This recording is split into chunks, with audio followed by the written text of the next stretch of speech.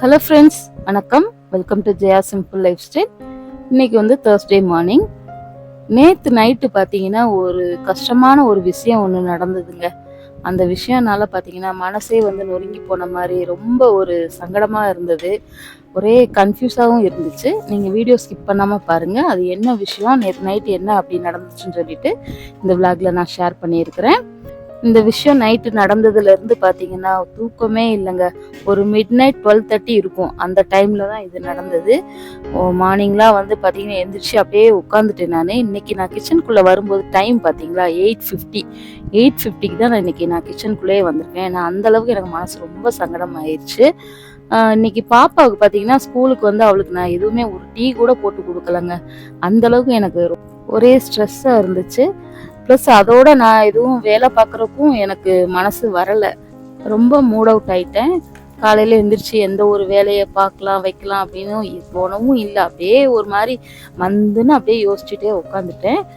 காலையில் பாப்பாவுக்கு வந்து பார்த்தீங்கன்னா நான் ஸ்கூலில் கேண்டீன் இருக்குது, அதனால் இன்னைக்கு பாப்பாவுக்கு காசு கொடுத்து இன்னைக்கு கேண்டீனில் சாப்பிட்டுக்கோமான்னு சொல்லிட்டு அனுப்பி விட்டுட்டேன். இங்கே பாருங்கள், நேற்று நைட்டு விளக்கி வச்ச பாத்திரம் அதை கூட நான் அடுக்கி வைக்கல. இப்போ தான் நான் எடுத்து வைக்கிறேன். ஃபஸ்ட்டு எடுத்தோடனே சரி ஒரு டீ போட்டு சாப்பிட்லான்னு சொல்லிட்டு டீயை போட்டு வச்சுருக்கேன். அப்புறம் ஹஸ்பண்ட் வந்து ஆஃபீஸ்க்கு கிளம்பணும். இன்றைக்கி அவங்களும் கொஞ்சம் லேட்டாக தான் இன்றைக்கி கிளம்புறாங்க.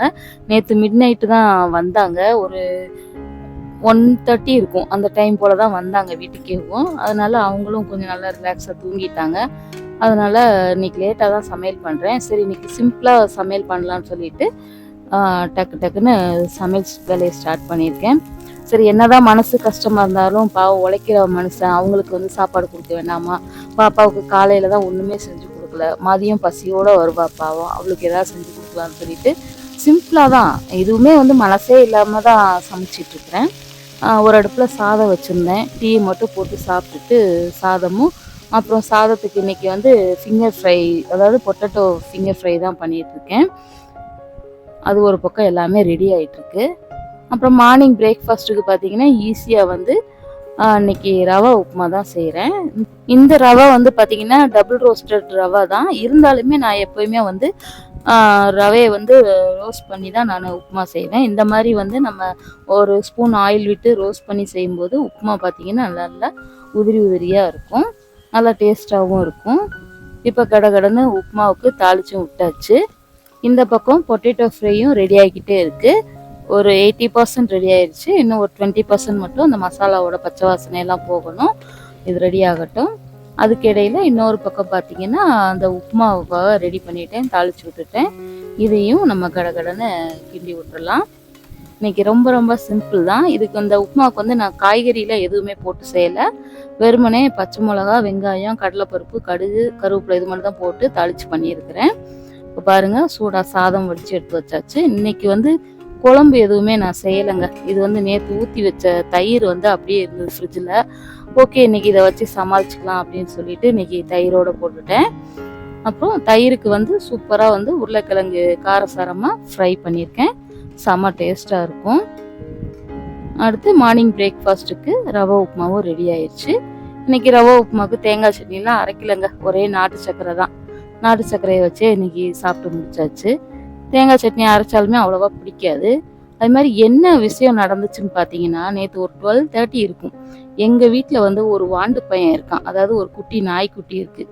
அந்த நாய்க்குட்டி பார்த்தீங்கன்னா இந்த துளசி தொட்டியை பாருங்கள், நான் வெள்ளிக்கிழமை எவ்வளோ சூப்பராக வந்து மங்களகரமாக வந்து வச்சுருந்து அன்னைக்கு தான் முதல்ல நான் விளக்கு ஏற்றுனேன். பார்த்தா டம்முன்னு தட்டி விட்டுட்டாங்க. ஒரே சத்தம். அந்நேரம் வந்து அப்புறம் கடகடன்னு அள்ளி வச்சு நல்ல வேளை ஒரு பிளாஸ்டிக் பாட்டு என்கிட்ட இருந்தது. அதில் வந்து இந்த மாதிரி அந்த செடியை வந்து இதாகாமல் பார்த்து மண்ணெல்லாம் அள்ளி வச்சு செட் பண்ணி வச்சுட்டேன். இதுலேருந்து பார்த்தீங்கன்னா எனக்கு மனசே சரியில்லைங்க.